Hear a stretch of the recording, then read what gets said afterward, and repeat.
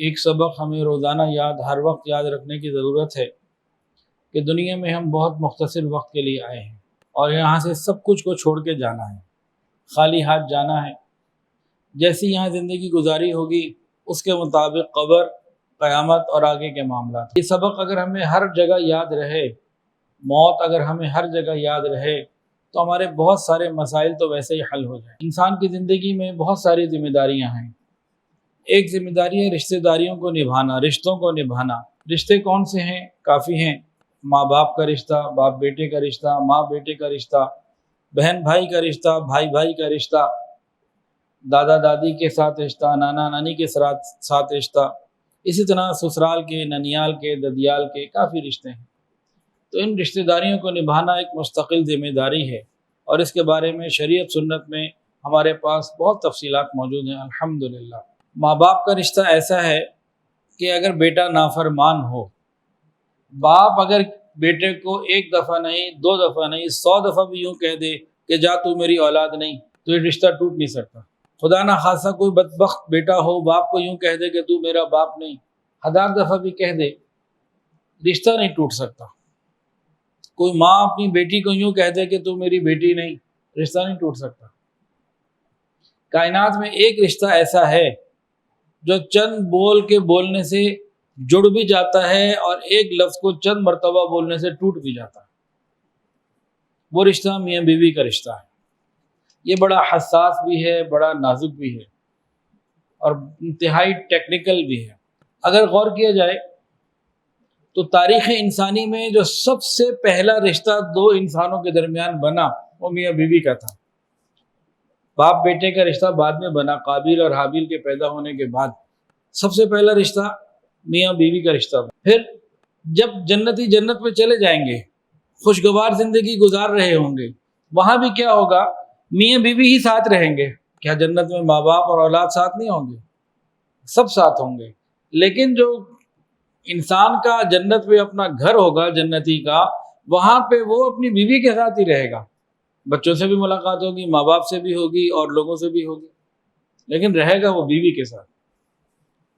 ایک واقعہ سنیے۔ ایک مرتبہ بی بی فاطمہ رضی اللہ تعالی عنہ اور بی بی عائشہ صدیقہ رضی اللہ تعالی عنہ، دونوں بڑے عظیم گھرانے کی اور بہت عظیم مستورات ہیں، بہت بڑے مقام کی ہیں۔ تو دونوں بڑے مقام کی مستورات کے اندر ایک بات ہوئی۔ بی بی فاطمہ نے بی بی عائشہ کو یوں فرمایا کہ میں محمد کی بیٹی ہوں، آپ صدیق کی بیٹی ہیں، ابو بکر کی بیٹی ہیں صلی اللہ علیہ وآلہ وسلم رضی اللہ تعالی۔ خلاف واقعہ تو بات نہیں ہے، بات تو بالکل ٹھیک کہی ہے۔ بی بی فاطمہ نے کیا فرمایا کہ میں محمد کی بیٹی ہوں، آپ صدیق کی بیٹی ہیں۔ امی عائشہ صدیقہ رضی اللہ تعالیٰ عنہ نے جب یہ بات سنی تو کچھ فیلنگ آئیں، انہوں نے پھر اپنی یہ فیلنگز اپنے خاوند کے ساتھ شیئر کی۔ نبی علیہ السلام نے اپنی بیویوں کو اتنا مان دیا ہوا تھا نا، اور کہیں شیئر نہیں کی۔ نبی علیہ السلام کو بتایا، نبی علیہ السلام نے کیا فرمایا؟ فرمایا کہ عائشہ جنت میں فاطمہ علی کے ساتھ اور تم محمد کے ساتھ صلی اللہ علیہ وسلم۔ تو میاں بیوی کا رشتہ یہ آخری رشتہ ہے جو جنت میں ساتھ رہنا ہے، باقی بھی ساتھ ہوں گے، لیکن آپ سمجھ رہے جو کہنا چاہ رہا ہوں۔ ماں باپ کے رشتے کی بہت بڑی عظمت ہے۔ ماں کی قدموں کے نیچے جنت بتائی، باپ کی رضا میں اللہ کی رضا بتائی، لیکن اللہ رب العزت نے جس رشتے کو اپنی نشانی قرآن مجید میں قرار دیا وہ میاں بیوی کا رشتہ ہے۔ وہ بھائی بھائی کا رشتہ نہیں ہے، اس کی اپنی عزت ہے۔ اس کا یہ مطلب نہیں ہے کہ باقی رشتوں کی عزت کم ہو رہی ہے، یہاں یہ مراد نہ کوئی لے لے، لیکن جیسا کہ قرآن میں ہے وَمِنْ آیَاتِهِ أَنْ خَلَقَ لَكُم مِّنْ أَنفُسِكُمْ أَزْوَاجًا، اللہ تعالیٰ نے اپنی نشانیوں میں سے میاں بیوی کے رشتے اور جوڑے کی نشانی بتائی۔ تو اس کا مطلب ہے اس میں کچھ انفرادیت ہے، کچھ خصوصیت ہے، کچھ حساسیت ہے، کچھ نزاکت بھی ہے، بہت کچھ ہے۔ انسان ماں باپ کے ساتھ نافرمانی کر لے، جلدی فوراً راضی ہو جاتے ہیں، سب سے پہلے راضی ہو جاتے ہیں۔ یہاں نا بہت ساری ٹیکنیکل چیزیں بھی انوالو ہیں، تو اس رشتے کی قدر کرنا، اس کو نبھانا اور اس کو اچھے طریقے سے لے کے چلنا، یہ کس کی ذمہ داری ہے؟ مرد کی ہے یا عورت کی ہے؟ خاوند کی ہے یا… اب میں آپ سے ایک سوال پوچھ رہا ہوں، سارے مرد حضرات بیٹھے ہیں، آج نہ آتے تو اچھا تھا، اب آ گئے ہیں تو پھر سنیں، برداشت کریں۔ تو جو روٹین میں آتے ہیں وہ تو اچھی بات ہے ماشاءاللہ. جو آج خاص آئے ہیں جیسے وقاص صاحب آئے ہیں تو لگتا ہے کہ بیگم نے پڑھ لیا ہوگا کہ آج کا جو ٹاپک ہے شوہر کی خطرناک غلطیاں، تو لے کر آ گئی ہوں گی. ایسے ہی ہوا کہ نہیں؟ ایسے ہی ہوا. سبحان اللہ. مجبور سے جو بیٹھے ہوئے نا چہروں سے لگ رہے ہیں ان کو پتہ ہے ٹاپک کیا ہے، بیگم نے مار کے لائی ہوں گی. چلو ٹھیک ہے کوئی بات نہیں، ان کی باری بھی آنی ہے. دیکھیں ایک خاوند ہے، ایک شوہر میاں اور ایک بیوی. گھر کے اندر حالات صحیح رہیں. ہماری عقل کیا کہتی ہے کہ مرد کی ذمہ داری زیادہ بنتی ہے یا عورت کی ذمہ داری زیادہ بنتی ہے؟ مرد کی ذمہ داری زیادہ بنتی ہے. عورت تو اپنے ماں باپ کو، اپنے گھر کو، اپنے خاندان کو چھوڑ کر ادھر آ گئی. اس نے جانا ہوتا تو اور بات تھی. اب جب وہ آ گئی سب کچھ کو چھوڑ کر، اللہ کے نام پر جس نسبت کے ساتھ آئی، جس کے پاس آئی، اب ذمہ داری اس کی بنتی ہے معاملات کو ہینڈل کرنا. حضرت جی رحمۃ اللہ علیہ کی کتاب میرے سامنے موجود ہے، مثالی ازدواجی زندگی کے سنہری اصول. مثالی ازدواجی زندگی کے سنہری اصول. یہ ہر شادی شدہ شخص کو پڑھ لینی چاہیے، بہت مفید ہے. شروع کے تقریباً 200 پیج میں کتنے پیج تک مردوں کی ذمہ داریاں، اس کے بعد عورتوں کی ذمہ داریاں. تو انشاءاللہ یہ آج ہم سیریز شروع کر چکے ہیں ابھی، خوشگوار ازدواجی زندگی. تو پہلا آج کا ٹاپک ہے شوہر کی 10 خطرناک غلطیاں. اگلا ہوگا انشاءاللہ تعالی سنہری اصول شوہروں کے لیے، خوشگوار ازدواجی زندگی کو بہتر کرنے کے لیے اصول، کیسے زندگی اچھی ہو جائے. تو اسی طرح پھر عورتوں کی بھی باری آئے گی انشاءاللہ تعالی، انہیں چھوڑنا نہیں ہے. کل صبح فجر کی بات ہے، میں نے اپنی بیگم صاحبہ سے کہا کہ ٹاپک یہ ہے کہ شوہر کی خطرناک غلطیاں. تو میں نے کہا آپ ایسا کریں میری کچھ غلطیاں بتائیں. خاموش. پھر میں نے کہا بھائی کچھ تو بتائیں. کہ بس 10، صرف 10. اب میں خاموش. پھر میں نے سوچ کے جواب دیا، کیونکہ آگے وہ بھی عالمہ ہے نا. میں نے کہا بھائی 1 گھنٹے کا بیان ہے، بس اتنی بتا دیں جو 1 گھنٹے میں بیان ہو سکے. تو خیر اس کے بعد ابھی تک تو کوئی جواب نہیں آیا. اب اس بیان کے بعد کیا جواب آئے وہ پھر پتہ نہیں، تو اللہ خیر رکھے. حضرت جی رحمۃ اللہ علیہ نے فرمایا کہ خاوند حضرات کو یہ بات اچھے طریقے سے ذہن نشین کر لینی چاہیے کہ دنیا کی ہر عورت کو ازدواجی زندگی میں 3 چیزوں کی بنیادی ضرورت ہوتی ہے. 3 چیزیں ہر عورت کی بنیادی ضرورت ہے. ہر مرد کی ذمہ داری ہے کہ یہ 3 چیزیں تو بنیادی طور پر اسے فراہم کرے. پھر آگے ایک لمبی فہرست ہے وہ الگ ہے. یہ 3 چیزیں کون سی ہیں؟ حضرت جی رحمۃ اللہ فرماتے ہیں کہ پہلی چیز تحفظ، پروٹیکشن. خاوند کی سب سے بڑی ذمہ داری، پہلی 3 باتوں میں سے پہلی ذمہ داری کہ بیوی کو پروٹیکشن فراہم کرنا، تحفظ فراہم کرنا، کہ وہ شوہر کی خاطر گھر چھوڑ کر آئی ہے، اب جہاں آئی ہے اس کو وہاں پورا تحفظ ملے. اب یہ تحفظ دینا، اس میں بہت ساری چیزیں آتی ہیں. سب سے پہلی چیز کیا ہے کہ اس کو کم سے کم کوئی کمرہ، سر چھپانے کی کوئی ایسی جگہ ہو جہاں پہ وہ حفاظت کے احساس کے ساتھ رہ سکے، محفوظ رہ سکے. کم سے کم ایک کمرہ، ورنہ پورشن یا مکمل گھر، کو ایسی چیز جہاں پر وہ اپنی پرائیویسی کے ساتھ، اپنی آزادی کے ساتھ رہ سکے. یہ ایک بنیادی ضرورت ہے تحفظ کی. اور تحفظ کا یہ ایک پہلو ہے، یہ خالی واحد پہلو نہیں ہے. اس کے علاوہ خاوند کو اپنی بیوی کو یہ تحفظ دینا چاہیے کہ جب میں نے قبول کر لیا، میں نے کہہ دیا کہ قبلت، یا میں نے قبول کیا، اب اس کو اپنی بیوی کی تمام اچھائیوں اور تمام برائیوں کے ساتھ قبول کرنا چاہیے. کیونکہ ہر انسان میں، مرد ہو یا عورت، دونوں طرف اچھائیاں بھی ہوتی ہیں، برائیاں بھی ہوتی ہیں. ایسا نہیں ہو سکتا کہ کوئی ایسی عورت بھی ممکن ہو کہ جس میں برائی کوئی نہ ہو، صرف اچھائیاں، اور ایسا کوئی مرد مل جائے ہمیں، وہ بھی ممکن نہیں. تو بیوی کو قبول کرنا ہے اس کی اچھائیوں کے ساتھ بھی اور خامیوں کے ساتھ بھی. یہ نہیں کہ اس نے اچھا کیا تو تعریف کر دی اور برا کیا تو اس کو ضرورت سے زیادہ اس کے اوپر نوٹس لیا گیا. تو خاوند کو چاہیے کہ بیوی کو ایسی محبت دے کہ بیوی کے دل کے اندر یہ بات پیدا ہو، اس کا یہ خیال راسخ ہو جائے اندر کہ میرے شوہر نے میری تمام اچھائیوں اور برائیوں کے ساتھ مجھے قبول کیا ہے. میری غلطیوں کو بھی وہ اون کرتا ہے. اس کا یہ مطلب نہیں ہے کہ غلطیوں کی اصلاح نہیں کرنی، وہ ایک الگ بات ہے. لیکن اون کرنا یہ مان دینا ہے۔ جب بیوی کو خاوند یہ تحفظ دے دے کہ تم دو چھت کے نیچے رہتی ہو، ایک آسمان کی چھت اور ایک میرے گھر کی چھت، تمہیں یہاں کوئی پریشانی نہیں ہے، تو پھر یہ خطرہ دور ہوتا ہے، تو گھر کا ماحول بہتر ہو جاتا ہے۔ یہ جتنی باتیں بھی آج آئیں گی نا، ان سب کا فائدہ الٹیمیٹلی مرد کو ہی ہے کہ خوشگوار زندگی گزارے گا، پرسکون زندگی گزارے گا تو مرد ہی گزارے گا نا، ورنہ پریشانی کی زندگی گزارے گا۔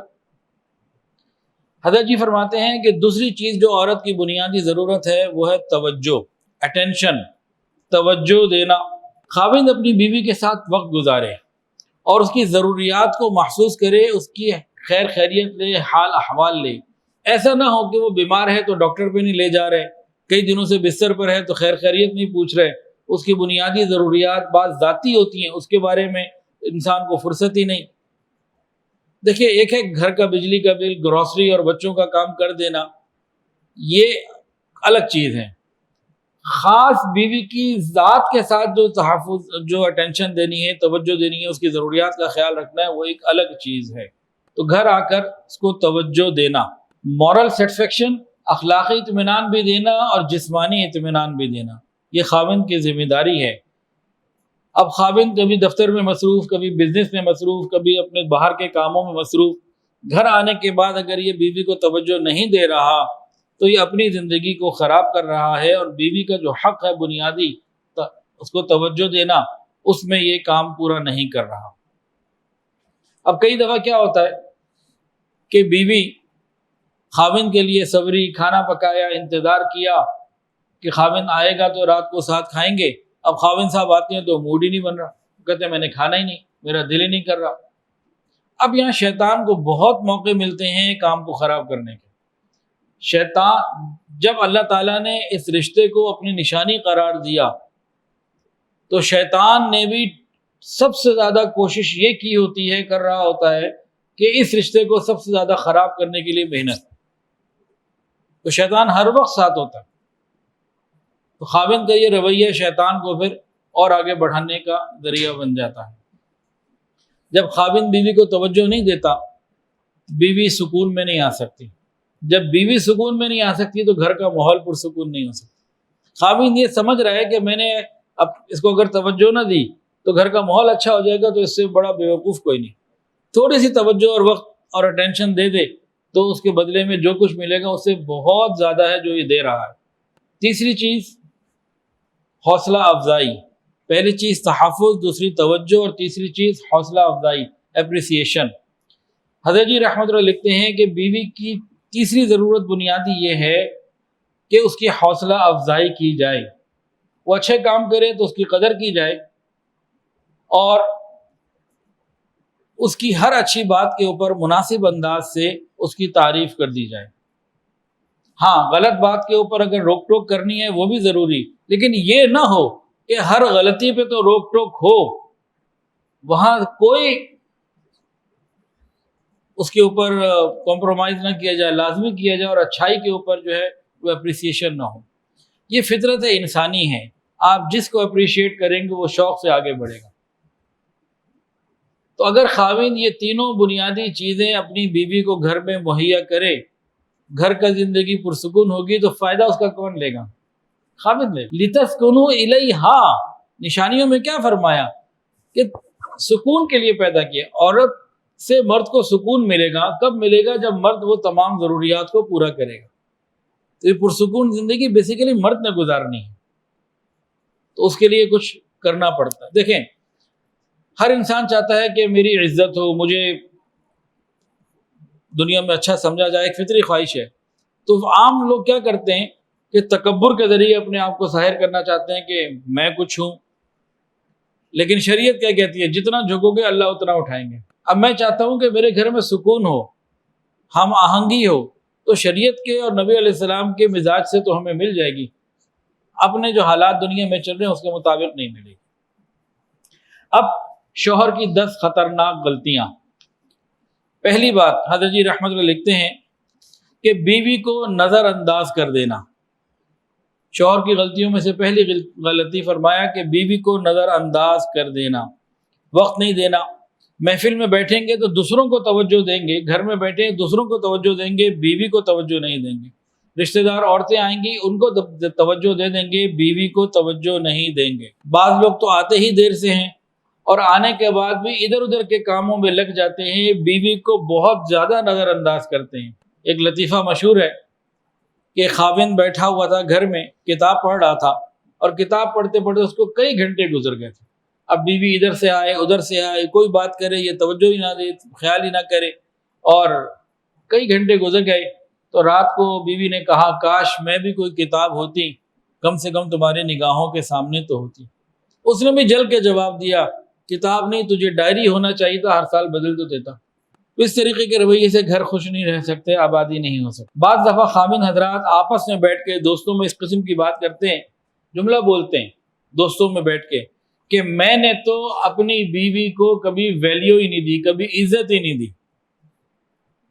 اس طرح کا جملہ جب کوئی خاوند بولتا ہے نا اپنے دوستوں میں بیٹھ کے، وہ سمجھ رہا ہوتا ہے کہ اپنی بڑائی بیان کر رہا ہے، حالانکہ یہ بیان یہ کر رہا ہے کہ شریعت کی اس کو پرواہ کوئی نہیں، شریعت کو اس نے سمجھا کوئی نہیں، اور ساتھ ہی ساتھ یہ بھی بیان کر رہا ہے کہ میری زندگی میں سکون نہیں ہے۔ سکون دینے کے لیے کچھ لینا دینا پڑتا پھر ملتا۔ تو پہلی غلطی بیوی کو توجہ نہ دینا۔ دوسری غلطی طلاق کی دھمکی دینا۔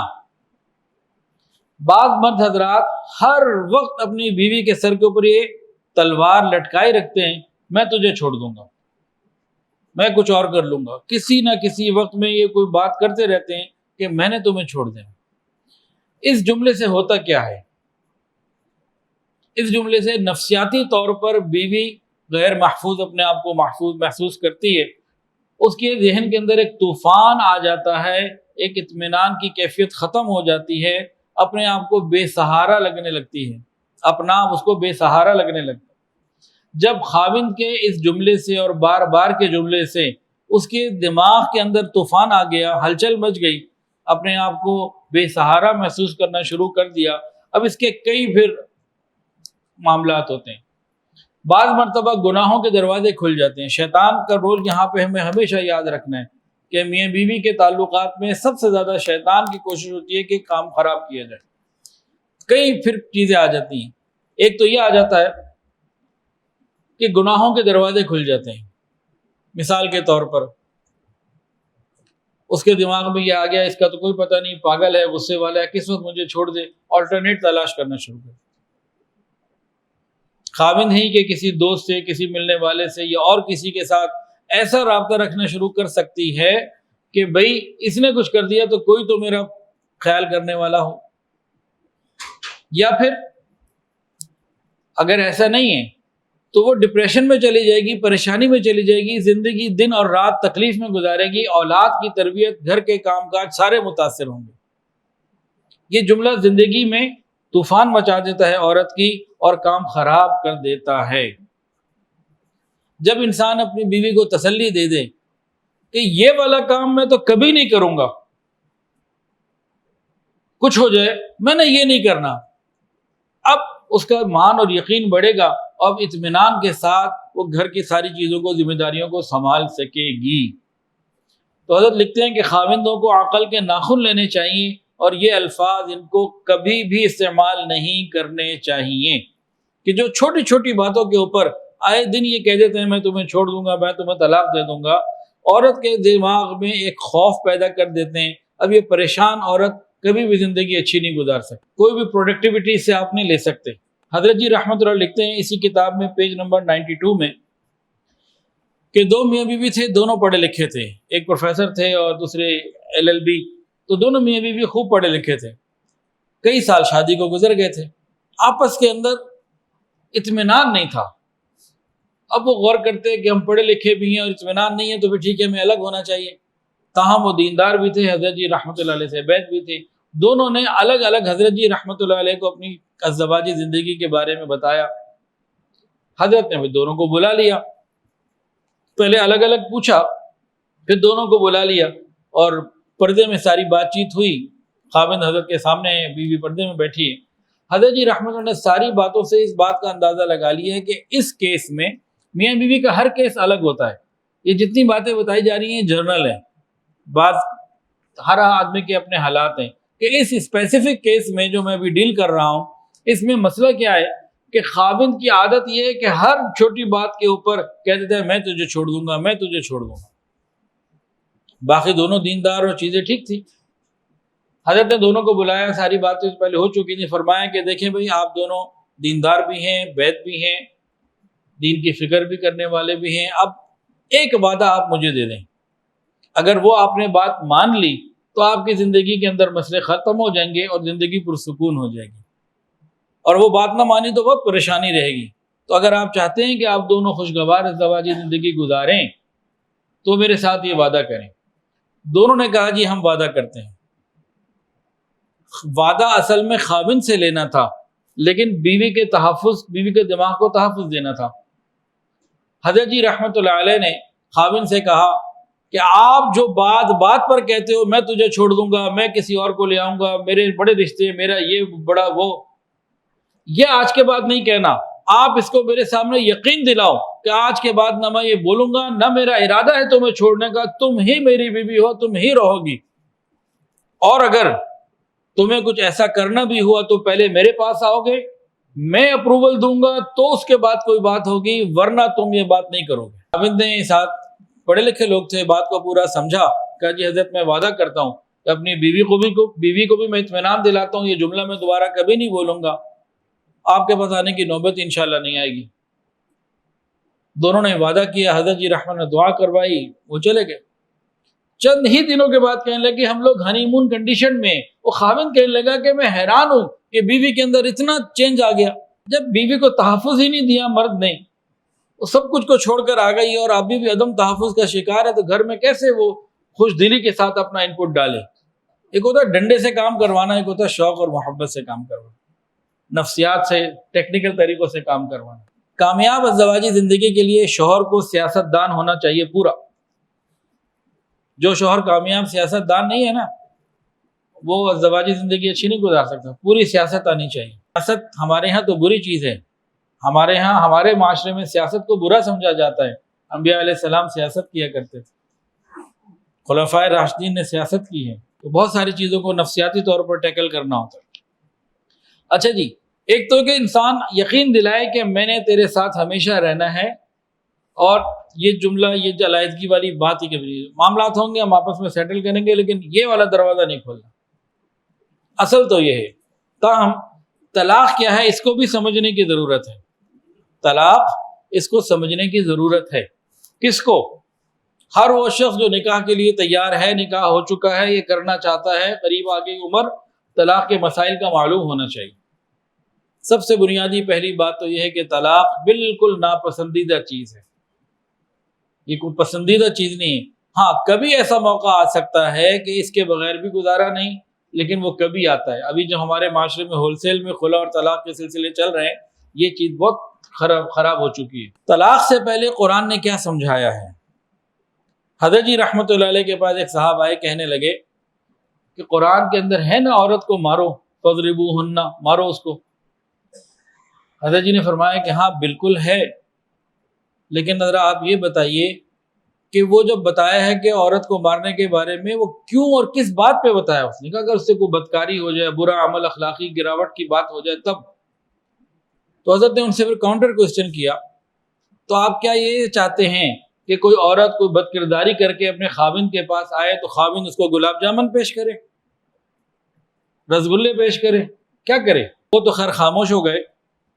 تاہم ایک دم جو نوجوان طلاق پر چلے جاتے ہیں، ان کو قرآن کا اسلوب سمجھنے کی ضرورت ہے، نبی کریم صلی اللہ علیہ وآلہ وسلم کی زندگی کو سمجھنے کی ضرورت ہے۔ عام چھوٹی موٹی باتوں کے اوپر تو یہ لفظ کبھی بولا ہی نہیں کسی اللہ کے بندے نے، نیک بندے نے۔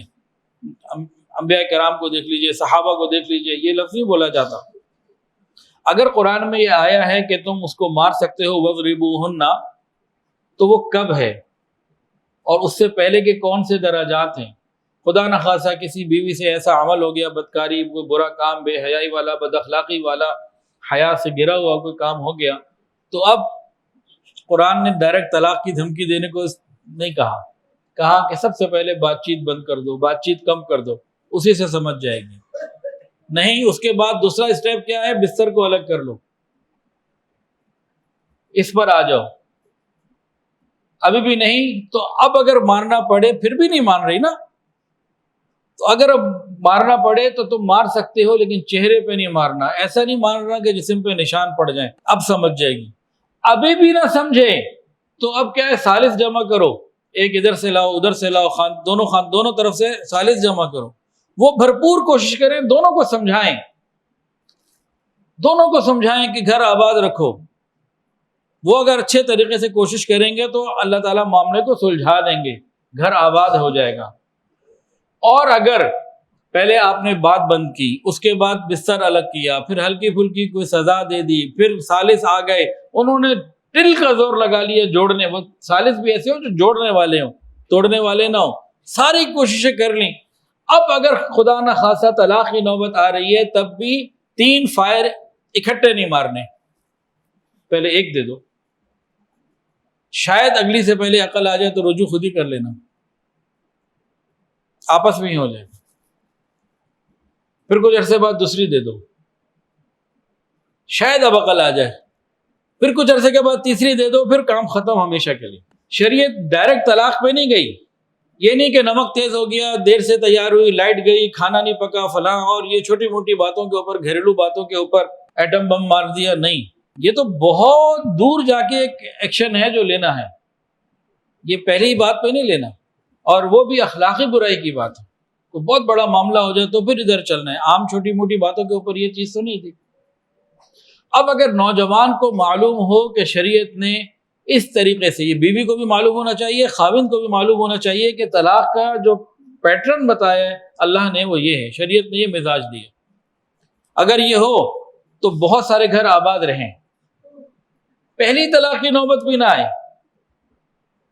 اگر پہلی کی آ جائے تو کتنے گھر ایسے ہیں جن کی زندگی پر دوسری کی نہ آئے۔ اب ایک ہی وقت میں جب ایک ہی مجلس میں 3 دفعہ یہ لفظ بول دیتے ہیں تو احناف کے نزدیک جو قرآن اور سنت کا صحیح عقیدہ ہے اور قرآن اور حدیث کے عین مطابق ہے، جب ہم لوگ کہتے ہیں نا احناف کے مطابق، اس کا مطلب کیا ہوتا ہے کہ امام اعظم امام حنیفہ رحمۃ اللہ علیہ کی بات ہم نہیں مان رہے، ہم اللہ اس کے رسول کی وہ بات مان رہے ہیں جو قرآن اور حدیث سے امام اعظم امام حنیفہ رحمۃ اللہ علیہ نے سمجھ کے ہمیں بتائیے اللہ اور اس کے رسول کی ہے۔ ابھی چند دن پہلے کسی نے مجھے ایک چھوٹا سا واقعہ بھیجا، پھر اس کے اوپر میں نے تحریر لکھ لی چھوٹی سی، بڑی عجیب بات تھی۔ ایک عورت اپنا کیس لے کے عدالت میں گئی، قاضی نے جب مسئلہ دیکھا اور فیصلہ کرنا تھا تو اس عورت کو چوائس دی کہ دیکھو بھائی کہ تمہارا فیصلہ میں امام شافعی رحمۃ اللہ علیہ کے قول کے مطابق کر دوں یا قرآن کو کھول کے قرآن کے مطابق کروں؟ اس نے کہا امام شافعی کے مطابق کریں۔ اب ایک عام آدمی ہے وہ تو فتویٰ لگا دے گا، یہ دیکھو امام کو مانتے ہیں قرآن کو نہیں مانتے۔ وہ عورت نہایت سمجھدار تھی، بیوقوف نہیں تھی۔ اس نے کیا کہا اس قاضی کو؟ یہ کہا کہ میں تم سے بہت زیادہ امام شافعی رحمۃ اللہ علیہ کے تقوی، ان کی دیانت، ان کے علم، ان کی للہیت، ان کے اخلاص، ان کے دین کے تدبر، تفکر کو اور قرآن فہمی کو، دین سمجھنے کو جو قرون اولیٰ میں ہوا ہے، تم سے زیادہ میں ان کو درجہ دیتی ہوں۔ تم آج 1400 سال بعد قرآن کھول کے جو فیصلہ دو گے تو اپنی عقل سے ہی دو گے نا، قرآن میں یہ تو نہیں لکھا ہوا کہ میرا یہ مسئلہ تمہارے پاس آئے گا اور تم نے یہ جواب دینا، یہ تو نہیں لکھا ہوا نا۔ تم قرآن کو اپنی سمجھ کے میرے بارے میں فیصلہ دو گے، تو میں تمہاری سمجھ پہ اعتماد نہیں کرتی، میں ان کی سمجھ پر اعتماد کرتی ہوں جن پہ 1400 سال سے امت متفق ہے۔ تو جب ہم یہ کہتے ہیں احناف کے نزدیک، تو اس کا مطلب یہ نہیں ہوتا کہ وہ قرآن اور حدیث سے ہٹ کے کوئی بات ہے، اس کا مطلب یہ ہوتا ہے کہ ہم امام اعظم امام حنیفہ رحمۃ اللہ علیہ جنہوں نے صحابہ سے علم حاصل کیا، خیر القرون میں 2 تھے، اور تمام باقی ائمہ محدثین، یہ اکثر جتنے بھی ہیں، جس میں امام شافعی بھی ہیں، امام بخاری بھی ہیں، اور باقی یہ سب امام صاحب رحمۃ کے شاگردوں کے شاگرد ہیں۔ امام حنیفہ رحمۃ کی پیدائش 80 ہجری کی ہے، باقیوں کی پیدائش کسی کی 150 کی، کسی کی 200 کی، تو کسی کی 300 کی۔ انہوں نے تو صحابہ کا بہت پہلے کا زمانہ پایا ہے، تابعین کا زمانہ پایا ہے۔ تو جب 3 ہو جاتی ہے، اب ہمارے ہاں کیا ہوتا ہے، خاوند نے غصے میں 3 فائر مار دیے، اب اگلے ہی منٹ یا اگلے ہی دن دونوں کی عقل ٹھکانے آ جاتی ہے، اب چاہتے ہیں کہ درمیان میں جوڑ پیدا ہو جائے، پھر آتے ہیں مسئلے بتائیں. کل پرسوں بھی کسی کا آیا ہوا تھا میسج کہ جی وہ خاوند کو اتنے غصے میں تھا اور اتنے غصے میں وہ ہوتا ہے اسے پتہ ہی نہیں لگتا وہ کیا کہہ رہا ہے, اور وہ بس بولتا جاتا ہے, اس کو نہیں پتا جب وہ غصے میں جاتا ہے تو اس کو نہیں پتا وہ کیا کہہ رہا ہے. پھر ایک مسئلہ آیا, میرے پاس ہیڈ آفس میں لوگ آ گئے کہ جی یہ ڈاکٹر سے ہم نے پوچھا بھائی اس کی دماغی کیفیت بھی ٹھیک نہیں ہے اور فلانا مرض ہے, اور ڈاکٹر نے کہا ہے کہ مفتی صاحب نے جو بتا دیا ہے نا کہ طلاق ہوئی ہے, مفتی صاحب نعوذ باللہ جاہل بڑے بدتمیزی والے الفاظ استعمال کیے. اس ڈاکٹر نے ریکارڈنگ سنائی تھی مجھے اس ڈاکٹر صاحب کی, اور میں فتویٰ میں کہتا ہوں یہ طلاق نہیں ہو, یہ بندہ تو بالکل آؤٹ آف مائنڈ ہے, اس کو پتہ ہی نہیں کھولتا جب یہ اس پوزیشن پر آتے ہیں دوائیاں کھا رہا ہے دماغ کی. ڈاکٹر میں ہوں, میں جانتا ہوں, مفتی کو کیا پتا. بہت الٹی سیدھی بہت بدتمیزی کے الفاظ تھے. اب وہ کوئی ہمارے اچھے ساتھی تھے, وہ آگے کیس لے کے, میں مفتی نہیں ہوں. میں نے پھر مفتی صاحب سے رابطہ کیا, میں نے پوچھا تو مفتی صاحب نے ایک بات پوچھی. انہوں نے جو کیس سنایا نا کیا کہ جوائنٹ فیملی, ایک گھر میں کئی لوگ ہیں. اب اس شخص کو غصہ آیا, یہ باقی کمروں کو چھوڑ کر جس میں اور رشتہ دار بھی موجود ہیں سیدھا بیوی کے پاس گیا اور بیوی کو جا کے 3 دفعہ یہ لفظ بولا اور واپس آ گیا. تو مفتی صاحب نے کہا جب یہ اتنا ہی آؤٹ آف مائنڈ تھا تو ماں کو کیوں یہ لفظ نہیں بول دی؟ بہن بھی تو موجود تھی, بھابھی بھی گھر میں موجود تھی, اور اتنے لوگ تھے, بیوی ہی کا کمرہ کھول کے وہی جا کے بیوی کو کیوں کہا اور 3 ہی دفعہ کہا اور یہی لفظ کہا؟ اس کا ان کے پاس کوئی جواب نہیں تھا. اب غصے میں ہو گیا. اب کئی لوگ آتے ہیں جو غصے میں دیے.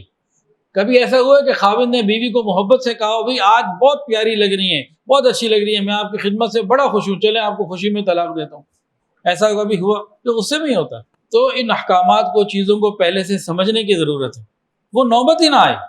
یہ لفظ زبان سے نکلنا ہی نہیں چاہیے. اللہ گھروں کی حفاظت فرمائے. تو ایک تو یہ بات تھی نا کہ طلاق کی دھمکی دینا, وہ تیسری بات. باقی یہ جو تفصیل الگ ہے کہ اس کے احکامات کیا ہیں, اس کو بھی سمجھنا. اچھا جی, حضرت جی رحمۃ اللہ نے فرمایا کہ خاوند کی 10 خطرناک غلطیوں میں سے تیسری خطرناک غلطی اپنی بیوی کو دوسری شادی کی دھمکی دینا. بعض مرد حضرات دوسری شادی کی تلوار لٹکائے رکھتے ہیں, کہتے رہتے ہیں میں تو کر لوں گا, میرے لیے بڑے رشتے فلاں مختلف انداز سے. تو وہ کیا ہوتا ہے, اس میں بھی کئی مسائل ہمارے معاشرے میں ہیں. یاد رکھیے, 2 بیویوں کے درمیان عدل کرنا, انصاف کرنا, خالہ جی کا گھر تو بہرحال نہیں ہے, بڑا مشکل کام ہے. حدیث سن لیجئے, نبی علیہ السلام نے فرمایا جس کی 2 بیویاں ہوں, جس بندے کی 2 بیویاں ان کے درمیان انصاف نہ کرتا ہو, قیامت کے دن ایک فالج زدہ انسان کی طرح اللہ کے دربار میں پیش کیا جائے گا. تو اتنا آسان کام تو بہرحال یہ نہیں ہے, ایک مشکل کام ہے. تاہم دوسری شادی کے حوالے سے چند باتیں ہمیں سمجھنے کی ضرورت ہے. میں نے پھر بات کی کہ یہ جتنی بھی باتیں ہیں یہ جنرل باتیں بتائی جا رہی ہیں, ہر آدمی کا الگ الگ معاملہ ہوتا ہے. بعض کیسز ایسے ہوتے ہیں کہ اس کو انڈیویجولی دیکھ کر اس کے مطابق فیصلہ دینے کی ضرورت ہوتی ہے. حضرت جی رحمۃ اللہ علیہ نے اسی کتاب میں لکھا ہے, میں ساری باتیں نا اپنے مفہوم میں عرض کر رہا ہوں, کتاب میں نے آپ کو پہلے بتا دیا کہ اس کو آپ لیں اور پڑھیں. حضرت جی رحمۃ اللہ لکھتے ہیں کہ امریکہ کے اندر کچھ ایسے لوگ تھے اور معلوم یہ ہوا کہ یہ چند لوگ جو ہیں اپنی بیویوں کو کہتے رہتے ہیں دوسری شادی کر لیں گے, دوسری شادی کر لیں گے. حضرت جی نے ان کو بلا لیا اور ان کو سمجھایا کہ بھئی شریعت نے اجازت دی ہے کہ آپ لوگوں نے کرنی بھی ہے کہ نہیں, یہ خالی باتیں ہیں. تو بہرحال ان کو فرمایا کہ بھئی آپ اپنی بیویوں کو کہہ دیں کہ یہ ہم نے نہیں کرنی دوسری شادی. انہوں نے کہا جی بالکل ٹھیک ہے, آپ کہہ رہے ہیں تو ہم اس کا وضاحت کر دیتے ہیں. پھر یہ مرد حضرات حضرت فرماتے ہیں کہ خود چند دنوں کے بعد آئے, بیویوں کو اطمینان دلانے کے کہنے کے چند دنوں بعد خود آئے, کہنے لگے کہ اب ہمیں اپنی بیوی بہت اچھی لگنے لگی ہے, اب یہی حور پری لگ رہی ہے, یہی سب سے اچھی لگ رہی ہے. ہوتا کیا ہے کہ بعض کیسز ایسے ہیں کہ دوسری شادی کرنی نہیں ہے, لیکن شیطان کہہ رہے میں دوسری کر لوں گا. جب دوسری ونڈو اس نے دماغ میں کھولی ہوئی ہے تو جو موجود ہے اس کی نہ قدر ہے, نہ احتیاط ہے, نہ فکر ہے, نہ اس پہ شکر ہے. جب اس نے راستہ بند کر لیا اب اس کی قدر آنی شروع ہو گئی. یہ نفسیاتی چیزیں ہو جاتی ہیں. تاہم اگر کسی نے دوسری شادی کرنی اور شریعت نے اجازت دی ہے تو پھر اس کے لیے بہت ساری چیزیں سوچ سمجھ کے کرنے کی ضرورت ہے, بہت ساری چیزیں سوچ سمجھ کے کرنے کی ضرورت ہے, دل گردہ بڑا کرنے کی ضرورت ہے. بعض لوگ چھپ کے دوسری شادی کر لیتے ہیں. اب اس کے اندر بھی مختلف درجات ہیں. اب ہر بات کھول کے میڈیا پہ بیان نہیں ہو سکتی. جو لوگ چھپ کے ایسی دوسری شادی کرتے ہیں کہ نہ لڑکی والے کے خاندان کو پتا نہ لڑکے والے کو پتا، اس میں تو بہت تباہی ہے. پتہ نہیں نکاح بھی ہوتا ہے کہ نہیں اس طرح چھپ کے، کہ یہ بدکاری ہی رہتی ہے. اور ساتھ ہی ساتھ اس میں عورت کا بے پناہ نقصان ہوتا ہے. بعض کیسز ایسے ہوتے ہیں کہ مرد کے گھر والوں کو نہیں پتا، عورت کے گھر والوں کو پتا ہے. یہ بھی کوئی اچھی بات نہیں. وہ کیا مرد ہے جو اپنی بیوی کو بیوی نہیں کہہ سکتا اپنے گھر میں، اپنے معاشرے میں، لوگوں کے سامنے؟ یہ تو کوئی مردانگی نہیں ہے. اور اس میں بھی عام طور سے عورت ہی کو پسنا پڑتا ہے. میرے پاس بہت سے لوگ آتے ہیں، کئیوں نے جو پیسوں کو بھی آفر کی کہ آپ ہمارا نکاح کرا دیں. میں گلگت چترال آپ کتنی دفعہ ابھی بھی گیا ہوا تھا گلگت، جب بقرعید سے پہلے، تو کسی کا میسج ہے جی آپ معلوم ہے گلگت میں ہیں تو میں فلاں ہوں، یہ میرا تعارف ہے تو ذرا میرے لیے کوئی رشتہ تو کروا دیں. اسی طرح ایک خاتون نے کہا جی مجھے اپنے بیٹے کی شادی کرانی ہے، دوسری کیا تھا سلسلہ. تو مستقل یہ سلسلہ چلتے رہتا ہے. تو بھائی ٹھیک ہے میں کرا دوں گا دوسری شادی کا، ہم انکار تو نہیں کر سکتے، جائز چیز ہے، لیکن علل اعلان ہوگی، کھل کے ہوگی، مسجد میں نکاح ہوگا، میں پڑھا دوں گا. کئی پڑھائی بھی ہیں، لیکن ایسے چھپ والا کام نہیں کہ ایک انگلینڈ سے خاتون ہوں گے جی ہم آپ کو پیسے دیں گے. ان کے جی مجھے نہیں چاہیے پیسے. کہ جی آپ کو نہیں، آپ کی فاؤنڈیشن کو دیں گے. نہیں آپ مت دیں، آپ کی مہربانی. میرے لیے سب سے پہلے عزت اور وقار یہ اصل چیز ہے، اس کے بعد یہ پیسہ تو اس کے بہت بعد آتا ہے. تو کسی نے دوسری شادی کرنی ہو تو پھر بہت ساری چیزوں کو سوچ سمجھ کے کرے، ایسے نہیں، ورنہ نہایت مشکل کام ہے. اور جو لوگ جذبات میں آ کے کر لیتے ہیں نا، اگر ہم یہ دیکھیں کہ جن لوگوں نے جذبات میں آ کے 2 3 4 شادیاں کی ہیں، رزلٹ کیا ہے اس کے اوپر کبھی سروے کریں تو اندازہ ہوگا کہ رزلٹس کیا ہیں. تو بہرحال دوسری شادی کا میں مخالف نہیں ہوں، لیکن بہت ساری چیزوں کو سوچ سمجھنے کی ضرورت ہے. اپنی زندگی برباد کرنا، تباہ کرنا، کسی اور کی زندگی برباد کرنا، تباہ کرنا، یہ نہیں ہونا چاہیے. یا تو اتنا ہمت، حوصلہ اور وسائل ہوں کہ ہر طریقے سے چیزوں کو سنبھال سکیں. تو پھر میں اس پاکستان کے معاشرے کی بات کر رہا ہوں جو ہندوؤں سے بہت زیادہ اس حوالے سے متاثر ہے. تو ان حالات میں رہتے ہوئے، باقی اس کی ضروریات وہ اپنی جگہ الگ ہیں، اس میں بہت سارے نقطہ نظر ہو سکتے ہیں. حضرت جی رحمۃ اللہ فرماتے ہیں کہ مرد کی 10 خطرناک غلطیوں میں سے چوتھی غلطی لوگوں کے سامنے بیوی کو روک ٹوک کرنا، اس کو بے عزت کرنا، لوگوں کے سامنے بیوی کا مذاق اڑانا، لوگوں کے سامنے بیوی کو ڈانٹ ڈپٹ کرتے رہنا. اس سے مرد نفسیاتی طور پر اپنے گھر والوں کو یہ تاثر دے رہا ہوتا ہے میرا بڑا کنٹرول ہے. اس سے کیا ہوتا ہے؟ اس سے پھر وہی پریشانیاں شروع ہو جاتی ہیں.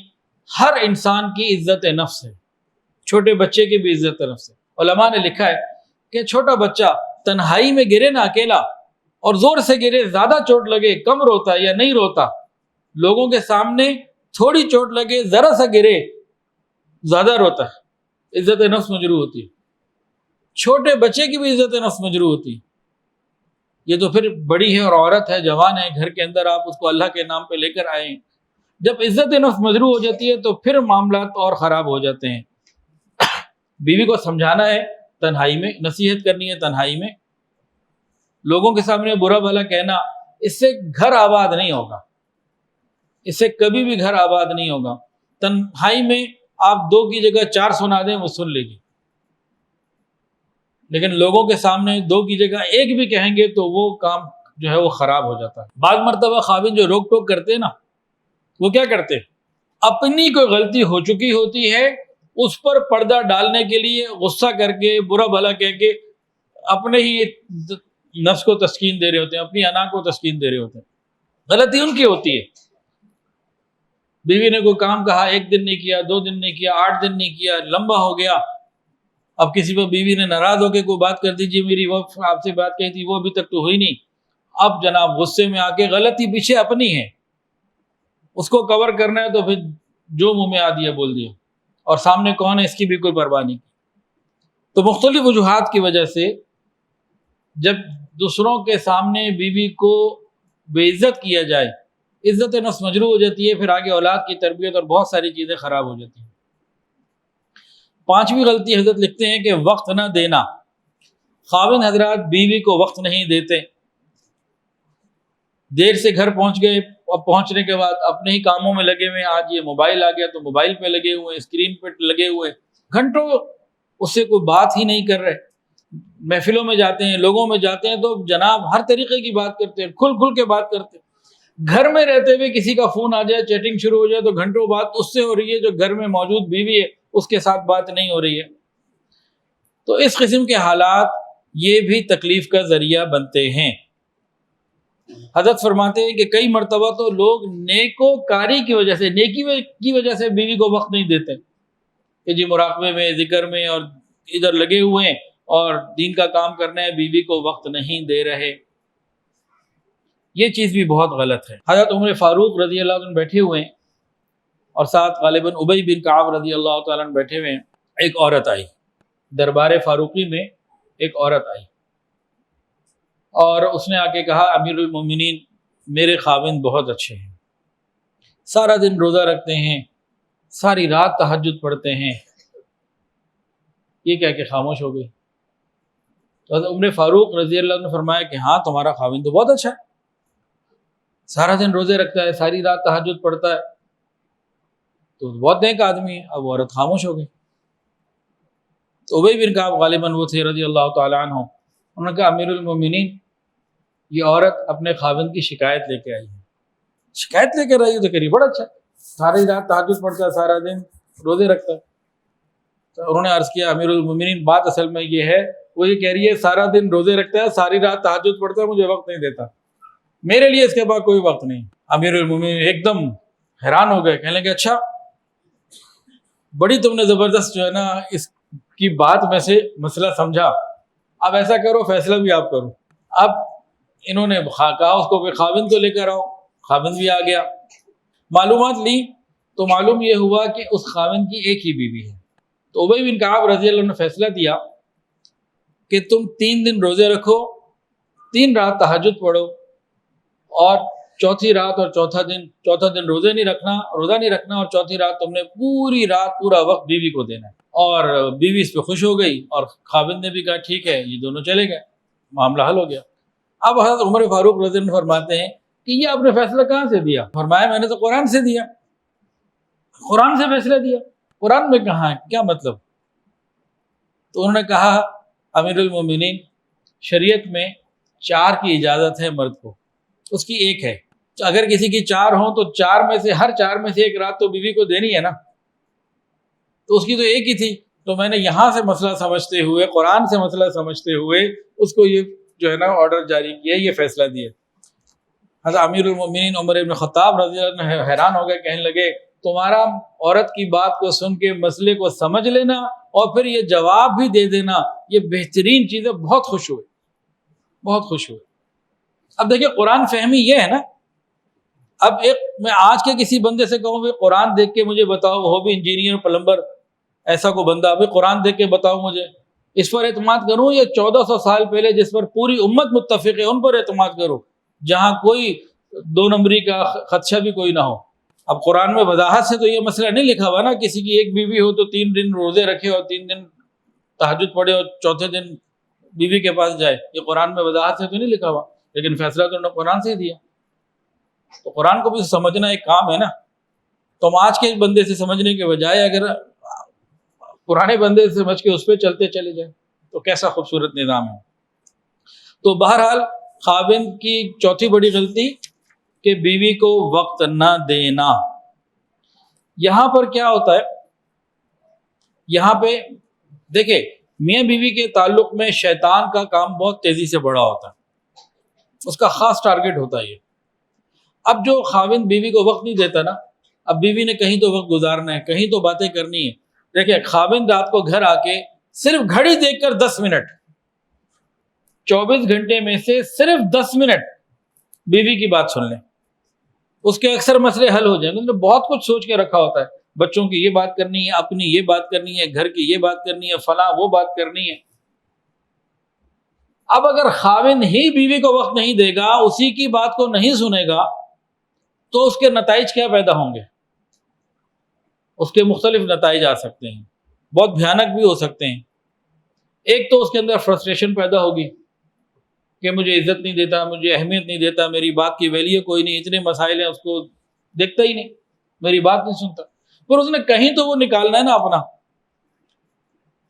اب وہ کہیں نکلنے میں کئی ہو سکتا ہے، ماں باپ سے کرتی رہے گی، ماں باپ کا اگر کردار بڑھے گا تو وہ بھی تباہی ہے، سہیلی کو، بہن کو، کسی کو کہے گی تو غیبت کی ایک داستان شروع ہو جائے گی۔ اور اگر کردار خراب ہے، ہو سکتا ہے کسی غیر محرم کو اپنی باتیں سنانی شروع کر دے، تو موقع تو مرد نے فراہم کیا نا، بھئی ہماری بیوی ہمیں نہیں کہے گی تو کس کو کہے؟ تو یہ چیز بھی 10 منٹ اگر خاوند بیوی کی سن لینا، میرا نہیں خیال کہ 10 منٹ میں مسائل حل نہ ہو، بہت کچھ حل ہو جائے گا، لیکن اس 10 منٹ میں پھر موبائل نہ ہو اور کوئی اور چیز نہ ہو۔ اچھا جی، چھٹی چیز جو حضرت جی رحمت نے لکھی ہے کہ چھٹی خطرناک غلطی عام طور پر جو خاوند کر لیتے ہیں وہ یہ ہے کہ گھر میں اصولوں کی پابندیاں بیوی سے تو کرواتے ہیں، اپنے آپ کو بالکل آزاد سمجھ لیتے ہیں۔ اب اصول بہت سارے ہو سکتے ہیں، بہت ساری چیزیں ہو سکتی ہیں۔ اب بات تو یہ ہوتا ہے کہ بیوی نے گھر سے باہر جانا ہے تو برقع بھی پورا پہنے، گلف بھی پہنے، موزے بھی پہنے، اور کسی غیر محرم سے ہرگز بات نہ کرے، اور جناب یہ ٹی شرٹ پہن کے اور شارٹس پہن کے باہر جا رہے ہوتے ہیں اور غیر محرموں سے بات بھی کر رہے ہوتے ہیں۔ بیوی کے اوپر پابندی ہوتی ہے کہ فون پہ کسی سے بات نہیں کرنی، اور خود جناب نعوذ باللہ بعض مرتبہ غیر محرم سے بھی ہنس ہنس کے باتیں کر رہے ہوتے ہیں۔ ایک یہ ایلیمنٹ ہے، اس کے علاوہ اور بھی ہیں کہ جو گھر میں رہنے کے اصول بنائے ہیں تو وہ اصول دونوں کے اوپر ہونے چاہیے، صرف ایک کے اوپر جب ہوتے ہیں دوسرا خاوند ہر قسم کے اصول سے مبرہ ہو اور بیوی ہی کے اوپر سارے اصولوں کی پابندیاں ہوں تو یہ چیز بھی غلط ہے۔ جو جس کی ذمہ داری ہے وہ اس کے اوپر ہونی چاہیے۔ 7ویں غلطی، نکتہ چینی کی عادت۔ جن مردوں کو اپنی بیوی کے اوپر نکتہ چینی کی عادت پڑ جاتی ہے، اطمینان سے سمجھ لیجئے گھر سے چین اور سکون نکل جاتا ہے۔ ہر بات پر نکتہ چینی، یہ کیوں پہنا، وہ کیوں پہنایا، یہ کیا پکایا، وہ کیوں نہیں کیا، یہ کیوں نہیں کیا۔ جب یہ شک کی طرف بڑھ جاتی ہے نا نکتہ چینی، تو تیز ہوا بھی چلتی ہے نا تو اس پہ بھی نکتہ چینی شروع ہو جاتی ہے، پھر انسان رکتا نہیں ہے، بہت ساری چیزوں کو نظر انداز کر کے زندگی گزرتی ہے، اس کے بعد نہیں گزر سکتی، اس کے بغیر نہیں گزر سکتی۔ اب کئی لوگ حضرت لکھتے ہیں کہ دسترخوان پر آ کے بیٹھیں گے، دسترخوان پہ کئی چیزیں بہت اچھی بنی ہوئی ہیں، ان کی تعریف نہیں ہوگی، ایک چیز میں کوئی کمی ہے اسی کو پوائنٹ آؤٹ کر کے اسی کے اوپر اس کی کلاس لے لیں گے۔ اب بیوی ہے، روز اچھا کھانا پکا رہی ہے، 1 مہینہ ہو گیا آپ کی مرضی کی چیز مل رہی ہے، ایک دن کچھ اور مل گیا، اسی دن پکڑ کر لی۔ یہ عادت بھی بہت خراب ہے، یہ نفسیاتی طور پر بھی انسان کو غیر مطمئن رکھتی ہے۔ اسی طرح بچوں کے اوپر بھی نکتہ چینی، حضرت جی نے اس کی تفصیلات لکھی ہوئی ہیں، یہ کتاب ہم سب کے پاس ہونی چاہیے کہ بعض مردوں کو بچوں کے اوپر نکتہ چینی کی بہت عادت ہوتی ہے، اس سے بھی گھر میں ازدواجی زندگی متاثر ہوتی ہے۔ اپنی ذمہ داریوں کو پورا نہیں کرتے، خاوند کیا کہہ رہا ہوتا ہے، گویا کہ یوں کہہ رہا ہوتا ہے بچے میرے ہیں، ذمہ داری تیری ہے، ذمہ داری میری کوئی نہیں ہے۔ بچے کو اچھا کام کریں تو بچوں نے اچھا کیا، بچے کو برا کام کریں تو تیری تربیت ہے، تو نے یہ کیا، تیری وجہ سے ہوا۔ اپنے آپ کو آسانی سے سائڈ پہ کر لیتے ہیں تو بہت ساری چیزیں بھائی برداشت کرنی ہوتی ہیں۔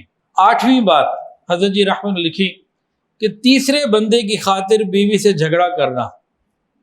یہ بہت خوبصورت اصول حضرت جی رحمۃ اللہ نے بار بار مختلف بیانات میں فرمایا، اس میں بھی کتاب میں بھی لکھا۔ حضرت فرماتے ہیں کہ حضرت جی کا تجربہ یہ ہے کہ میاں بیوی کے اکثر جھگڑوں میں کوئی تیسرا ہوتا ہے جس کی وجہ سے جھگڑے ہوتے ہیں۔ اگر میاں بیوی یہ طے کر لیں کہ میں نے تیسرے کی وجہ سے لڑائی نہیں کرنی تو یہ دونوں خوش رہیں گے۔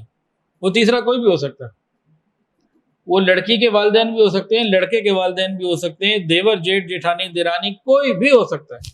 اگر میاں بیوی یہ طے کر لیں کہ ہم نے کسی تیسرے کی وجہ سے آپس میں تعلقات خراب نہیں کرنے تو بہت زندگی سکھی گزر سکتی ہے۔ حضرت لکھتے ہیں کہ جب تم دونوں ایک دوسرے کے لیے لباس کی مانند ہو تو تیسرے کو بیچ میں لے کے کیوں آتے ہو؟ اور تیسرے کو بھی غور کرنا چاہیے کہ میری ان پٹ سے، میری مداخلت سے، میری بات چیت سے دونوں میں محبتیں بڑھ رہی ہیں یا دوریاں بڑھ رہی ہیں۔